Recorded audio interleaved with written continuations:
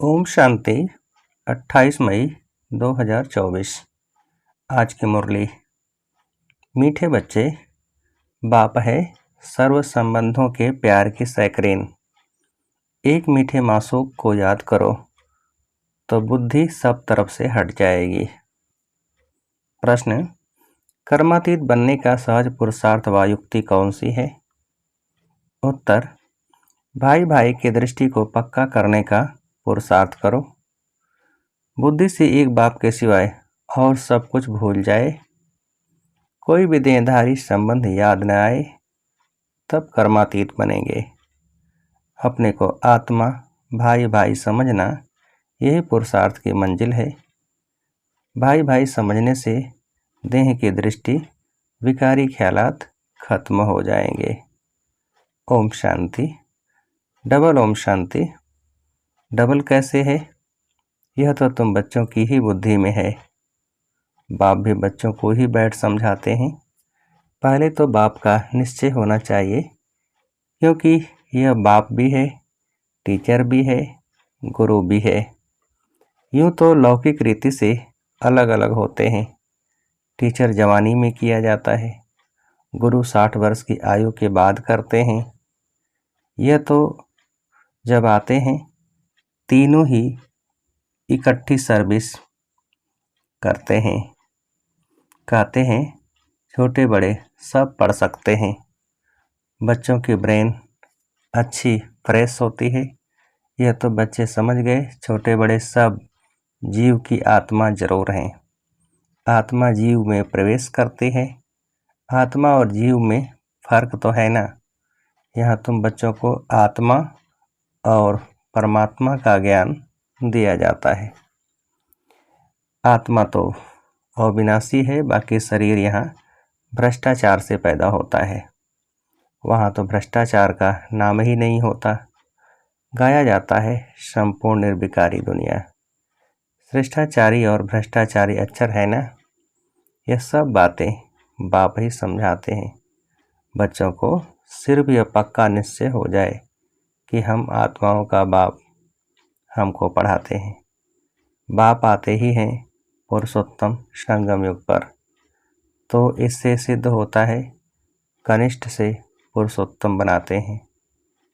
यह दुनिया ही कनिष्ठ तमो प्रधान है। इसको रौरव नर्क कहा जाता है। अब हमको वापस जाना है, इसलिए अपने को आत्मा समझो। बाप आए हैं लेने लिए, हम भाई भाई हैं, यह पक्का निश्चय कर लो। यह देह तो रहेगी नहीं, फिर विकार की दृष्टि खलास हो जाएगी। यह है बड़ी मंजिल। इस मंजिल पर बहुत थोड़े पहुंच सकते हैं। मेहनत है।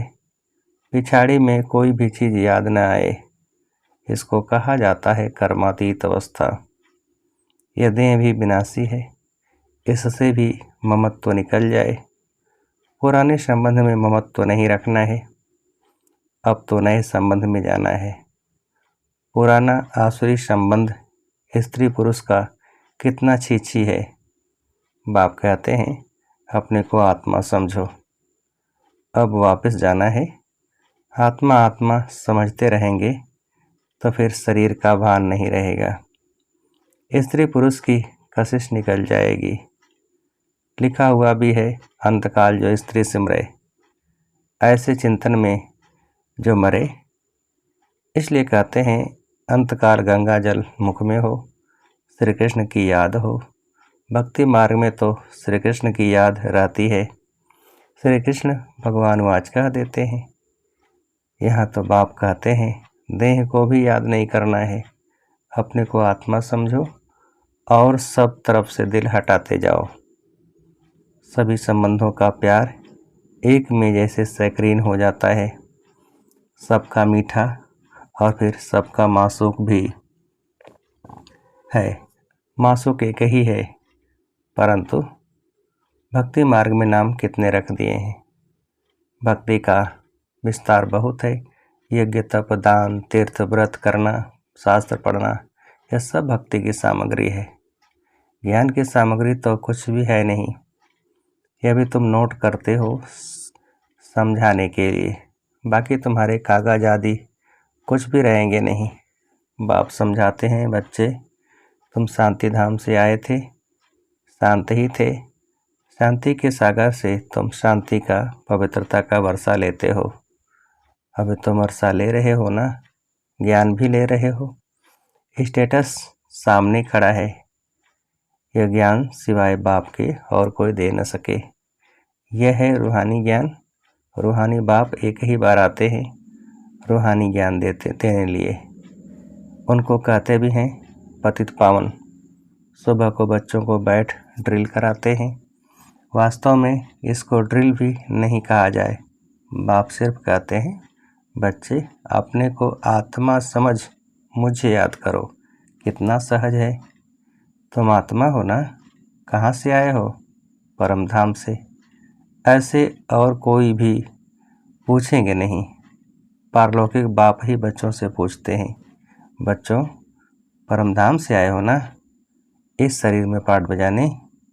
पाठ बजाते बजाते अब नाटक पूरा हुआ। आत्मा पतित बनी तो शरीर भी पतित बना है। सोने में ही अलाय पड़ती है, फिर उनको गलाया जाता है।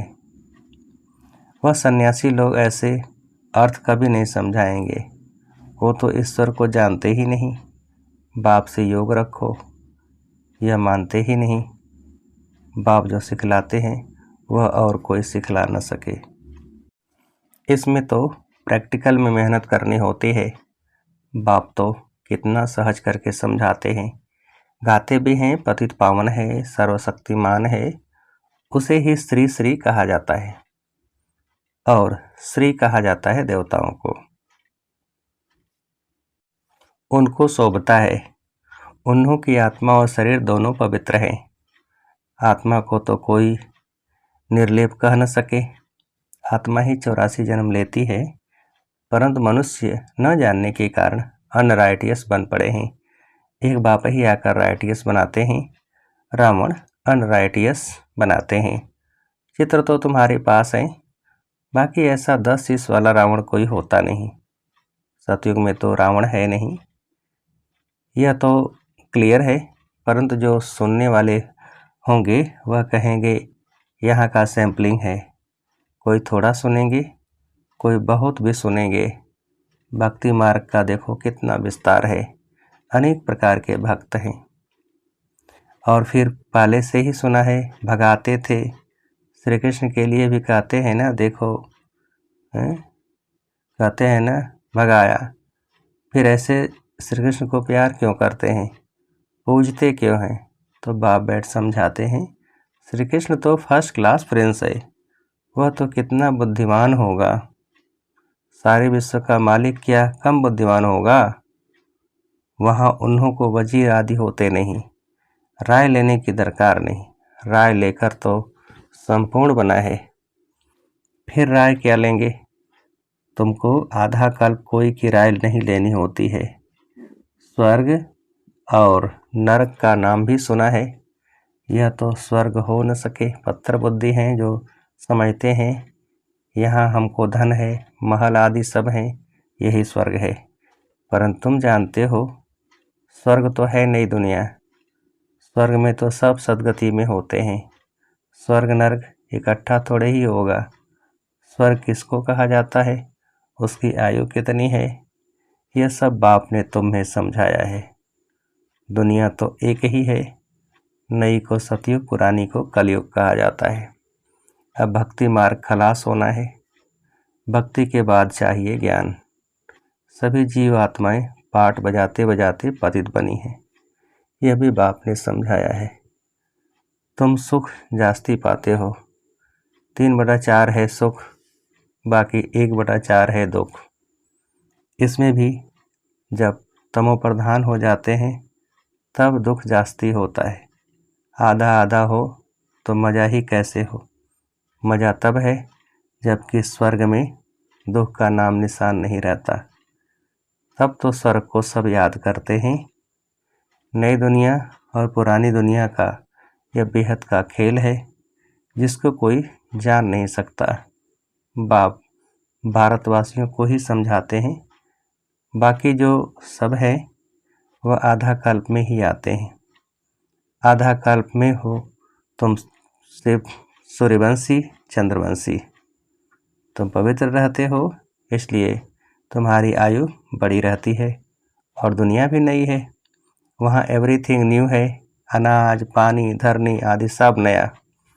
आगे चलकर तुम बच्चों को सब साक्षात्कार कराते रहेंगे कि ऐसे ऐसे होगा। शुरू में भी हुए, फिर पिछाड़ी में भी होने चाहिए। नज़दीक आएंगे तो खुशी होती रहेगी। मनुष्य बाहर देश से अपने देश में आते हैं तो खुशी होती है ना। कोई बाहर में कहाँ मरते हैं तो उनको एरोप्लेन से भी अपने देश में ले आते हैं। सबसे फर्स्ट क्लास पवित्र पवित्र धरनी भारत है। भारत की महिमा तो तुम बच्चों के सिवाय और कोई जानते नहीं। वंडर ऑफ द वर्ल्ड है ना, उसका नाम है स्वर्ग। वह तो वंडर्स दिखाते हैं, वह है सब नरक के। कहाँ नरक के वंडर्स, कहाँ स्वर्ग के। रात दिन का फर्क है। नरक के वंडर्स भी बहुत मनुष्य देखने जाते हैं। कितने ढेर मंदिर हैं, वहाँ तो मंदिर होते नहीं। नेचुरल ब्यूटी रहती है। मनुष्य बहुत थोड़े होते हैं, सुगंध आदि की भी दरकार नहीं रहती है। हर एक को अपना अपना फर्स्ट क्लास बगीचा रहता है, फर्स्ट क्लास फूल होते हैं। वहाँ की तो हवा भी फर्स्ट क्लास होगी, गर्मी आदि कभी तंग नहीं करेगी, सदैव बहारी मौसम रहेगा। अगरबत्ती की भी दरकार नहीं। स्वर्ग का तो नाम सुनते ही मुख पानी होता है। तुम कहेंगे ऐसे स्वर्ग में तो झट पहुँचें, क्योंकि तुम स्वर्ग को जानते हो। परंतु फिर दिल कहती है अभी तो हम बेहद के बाप के साथ हैं, बाप पढ़ाते हैं, ऐसा चांस फिर थोड़ा ही मिलेगा। यहाँ मनुष्य मनुष्य को पढ़ाते, वहाँ देवताएं देवताओं को पढ़ाएंगे। यहाँ तो बाप पढ़ाते हैं। रात दिन का फर्क है, कितनी खुशी होनी चाहिए। 84 जन्म भी तुमने लिए हैं। तुम ही वर्ल्ड की हिस्ट्री जोग्राफी को जानते हो कि हमने तो अनेक बार यह राज्य लिया, फिर रावण राज्य में आए। अब बाप कहते हैं तुम एक जन्म पवित्र बनो तो 21 जन्म तुम पावन बन जाएंगे। क्यों नहीं बनेंगे, परंतु माया ऐसी है, भाई बहन की भी दाल नहीं गलती, कच्चे रह जाते हैं। दाल गले तब जब अपने को आत्मा समझ भाई भाई समझो, देह का भान निकल जाए। यह है मेहनत, सहज भी बहुत है। कोई को कहेंगे बहुत डिफिकल्ट है तो उनके दिल हट जाएगी। इसलिए इसका नाम ही है सहज याद। ज्ञान भी सहज है। 84 के चक्र को जानना है, पहले पहले बाप का परिचय देना है। बाप की याद से ही आत्मा की जंग उड़ जाएगी और पवित्र दुनिया का वर्षा पाएंगे। पहले बाप को याद करो। भारत का प्राचीन योग ही कहते हैं, जिससे भारत को विश्व की बादशाही मिलती है। प्राचीन कितने वर्ष हुए, तो लाखों वर्ष कहते। तुम जानते हो 5000 वर्ष की बात है। वही राजयोग फिर से बाप सिखला रहे हैं। इसमें मूझने की दरकार ही नहीं। पूछा जाता है तुम आत्माओं का निवास कहाँ है, तो कहेंगे हमारा निवास स्थान बिरकुटी है। तो आत्मा को ही देखना पड़े। यह ज्ञान तुमको अभी मिलता है, फिर वहाँ ज्ञान की दरकार ही नहीं रहेगी। मुक्ति जीवन मुक्ति को पा लिया खलास। मुक्ति वाले भी अपने समय पर जीवन मुक्ति में आकर सुख पाएंगे। सब जीवन मुक्ति में आते हैं वाया मुक्ति। यहाँ से जाएंगे शांति धाम, और कोई दुनिया है नहीं। ड्रामा अनुसार सबको वापस जाना ही है। विनाश की तैयारियां हो रही हैं। इतना खर्चा कर बम्स बनाते हैं तो रखने के लिए थोड़े ही बनाते हैं। बारूद है ही विनाश के लिए। सतयुग त्रेता में यह चीज़ें होती नहीं। अब 84 जन्म पूरे हुए, हम यह शरीर छोड़ घर जाएंगे। दीपमाला पर सब नए नए अच्छे अच्छे कपड़े पहनते हैं ना। तुम आत्मा भी नहीं बनती हो। यह है बेहद की बात। आत्मा पवित्र बनने से शरीर भी फर्स्ट क्लास मिलता है। इस समय आर्टिफिशियल फैशन करते हैं, पाउडर आदि लगाकर खूबसूरत बन जाते हैं। वहाँ तो नेचुरल ब्यूटी होती है, आत्मा एवर ब्यूटीफुल बन जाती है। यह तो तुम समझते हो। स्कूल में सब एक जैसे नहीं होते। तुम भी पुरुषार्थ करते हो, हम ऐसा लक्ष्मी नारायण बने। यह है तुम्हारा ईश्वरीय कुल, फिर होता है सूर्यवंशी चंद्रवंशी घराना। तुम ब्राह्मणों में राजाई नहीं है, तुम अभी संगम पर हो। कलयुग में अब राजाई है नहीं, भल कोई राजाई रह भी जाती, नील तो कभी होती नहीं। अब तुम यह बनने के लिए पुरुषार्थ कर रहे हो। देखेंगे हम आत्माएं भाई भाई हैं, और वह है बाप। बाप कहते हैं एक दो को भाई भाई देखो। तीसरा नेत्र ज्ञान का तो मिला है। तुम आत्मा कहाँ निवास करती हो? आत्मा भाई पूछता है आत्मा कहाँ रहती है? तो कहते हैं यहाँ भ्रिकुटी में। यह तो कॉमन बात है, एक बाप के सिवाय कुछ भी याद न आए। पिछाड़ी में तो शरीर भी ऐसे बाप की याद में छूटे, यह प्रैक्टिस पक्की करनी है। अच्छा, मीठे मीठे सिकिल बच्चों प्रति माता पिता बाप दादा का याद प्यार और गुड मॉर्निंग। रूहानी बाप के रूहानी बच्चों को नमस्ते। हम रूहानी बच्चों की रूहानी बाप को नमस्ते। धारणा के लिए मुख्य सार। पहली पॉइंट, सतयुग में फर्स्ट क्लास सुंदर शरीर प्राप्त करने के लिए अभी आत्मा को पावन बनाना है, कट उतार देनी है, आर्टिफिशियल फैशन नहीं करना है। दूसरी पॉइंट, एवर पवित्र बनने के लिए प्रैक्टिस करनी है कि एक बाप के सिवाय कुछ भी याद न आए, यह देह भी भूली हुई हो, भाई भाई की दृष्टि नेचुरल पक्की हो। वरदान, शुभ भावना शुभ कामना के सहयोग से आत्माओं को परिवर्तन करने वाले सफलता संपन्न भव। विस्तार, जब किसी भी कार्य में सर्व ब्राह्मण बच्चे संगठित रूप में अपने मन की शुभ भावनाओं और शुभ कामनाओं का सहयोग देते हैं तो इस सहयोग से वायुमंडल का किला बन जाता है जो आत्माओं को परिवर्तन कर लेता है। जैसे 5 अंगुलियों के सहयोग से कितना भी बड़ा कार्य सहज हो जाता है, ऐसे हर एक ब्राह्मण बच्चे का सहयोग सेवाओं में सफलता संपन्न बना देता है। सहयोग के रिजल्ट सफलता है। स्लोगन, कदम कदम में पद्मों की कमाई जमा करने वाला ही सबसे बड़ा धनवान है। कदम कदम में पद्मों की कमाई जमा करने वाला ही सबसे बड़ा धनवान है। अच्छा, ओम शांति।